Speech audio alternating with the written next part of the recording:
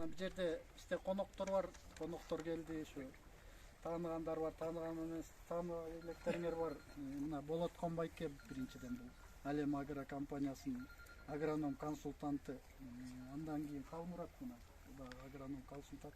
Анан азыр Ленар эжелер кечигип атат кичине, алар да келип калат. Жолдо келатат. Анан ошо семинарды ачып деп жарыялай берели. Азыркы сөздү ушу биздин администрациянын аким биринчи орун басары Турсунбек Аманбековичке берели. Сиз ачып берип коюңуз. Рахмат. Ассаламу алейкум. Саламатсыздарбы? Бүгүнкү семинар өзүнүн максатына жетет деген ишеничтебиз. Мынакей ошол жүгөрү өстүргөн, дыйканчылык менен алектенип аткан биздин фермерлер келип отурасыздар бул жерге. Анан азыркы күндүн негизги маселеси болгон жүгөрү өстүрүү болуп атат. Бул чынына жогоруда сөз болуп өттү. Азыр 5-6 гектар жериңдин тойтун ошол 1 гектар жүгөрү менен камдап алуу мүмкүнчүлүгү болуп атат. Анан 5-6 гектарды сугарышың деле сонун проблемасы кандай экенин азыр баарыбызга белгилүү болуп атат. Анан жакшы ушундай тажрыйбаларды бириңиздер менен бириңиздер алмашып, опыт алмашып, ушуну жайылтып биздин Кочкор өрөөнүнөн Нарын областына.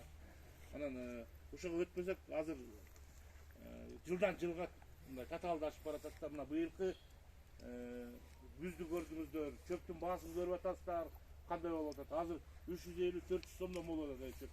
Азыр мал багыштын өзүн өзү актабай бараткандай болуп баратат да.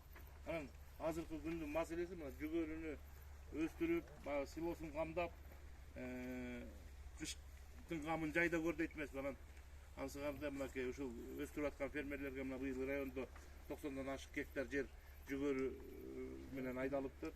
Муну да көбөйтүшүбүз керек, 2 эсе, 3 эсе, 5 эсе, 10 эсе кылып. Анан эми сиздерден Талай байкеге окшогон фермерлерден, биякта жана жүгөрү өстүрүп аткан фермерлерден биз тажрыйба алып үйрөнүшүбүз керек. Мына биз өзүбүз баш болуп элге жайылтышыбыз керек. Анан рахмат. Бияка келген конокторго дагы ыраазычылык билдиребиз. Мынакей ушул кишилердин жанагы жерге бере турган витаминдердин аркасында мондай жакшынакай түшүндүрүктөр болуп атат.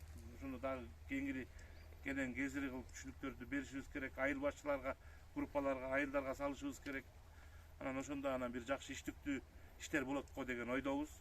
Ишиңиздерге ийгилик каалайбыз. Заманыбыз тынч болсун, ден соолукта болуңуздар. Бүгүн семинарды жакшынакай өткөрөлү, жыйынтыктайлы дегендей. Ийгилик каалайбыз баарыңарга. Азыркы сөздү райондук агрардык өнүктүрүү башкармалыгынын башчысы Нурлан Замирбековичке берели. Саламатсыздар, урматтуу фермерлер, дыйкандар. Бул эми чыкты тоют камдоо боюнча чындыгында мына Болоткон байке болуп канчадан бери? 17-жылдан бери Нуркали иштердин эмгеги канча жылдан бери башы 1 гектар, 2 гектардан башталган, бүгүнкү күндө 93 гектарга жетип атабыз. Анан замандын талабы эми чыкты тоют камдап көрүп атасыздар. Азыркы биздин баягы мурунку технология менен эле пресс чөп менен эле ошентип эле тоют камдап келгенбиз да. Анан жаңы технологияга өтүп Кудайга шүгүр, мунун үзүрүн көрүп атабыз. Сиздер өзүңүздөр көрүп атасыздар. Муну да жайылтыш керек. Көп дыйкан фермерлер жылдан жылга кошулуп атат эми. Анан башка райондору да аябай кызыгып атат да. Жылдан жылга климат өзгөрүп атат. Суубуз азайып атат. Жамгырлатып сугаруу системасындагы өткөндө тамчылатып сугаруу системасы боюнча да өткөндө семинар өттүк. Аны да жайылтышыбыз керек. Анан чындыгында Рахат Нуркалиевич Болоткон байкелерге ыраазычылык эле. Районго жаңы технология алып келип атат.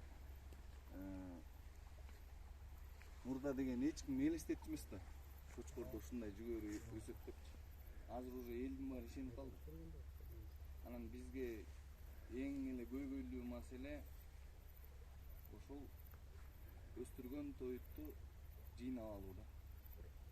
Былтыр да аябай кыйналган. Анан болгон аракет жасап атабыз. Мен да өз тармагым менен жасап атам.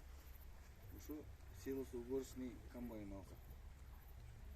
Анан районго бир деле алып алсак эле самоходный жетет эле.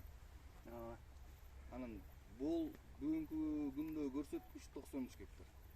Мындан 3-4 эсе көбөйт эле да. Жалаң ошондон эле биз мынтип карман атабыз да.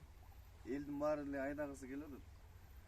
2-3 гектардан 4 гектардан тытынып жүрүп алган тоютту 0,5 гектар 1 гектардан эле алып койчудай болот.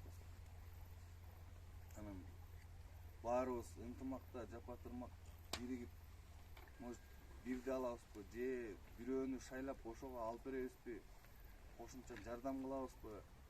Ошонун баарын ынтымакта чечишели. Лизинг менен да алабыз. Басы канча экен? Бирок лизинг менен абдан эле кымбат болуп калат экен. Жаңысы аябай эле кымбат. Өкмөт эле жардам берсе жакшы болот эле. Өкмөт жардам берсе. Басы канча болот экен ушунун? Bir rayonga bir kıyma bulsak. Jaguar'ın bası 150 bin dolardan euro. Жаңы 200 миңнен өйдө. 200 даже. Элүүнүн тегерегинде 43 миң эмне деп ошону алсак болот. 5 миң доллар. Өйдө экен да. 200 миңден 5 миң. Азыр Кыргыз Өзбек өнүктүрүү фонду бар эмеспи? Ошол беребиз деп атат да техникаларды. Дотациядан чыккан айыл өкмөттөргө беребиз деп атат. Ушундай айыл чарба техникаларын берет элек. Кочкор алса болот экен быча. Анан 30%-ин ошол өкмөт каржылап берген атат.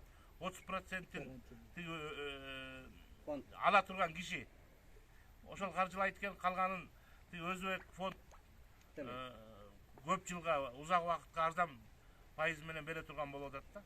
Ушул жагында бир ойлонуп көрүшүңөр керек да. Жакшы экен да. 30% өзүк салым көбүрөөк экен, э? Жок, ошону иштете турган арабыздан бирөө чыгыш керек да, устата турган. 10%-дан 30%га чейин экен, ошого жараша жана пайыздар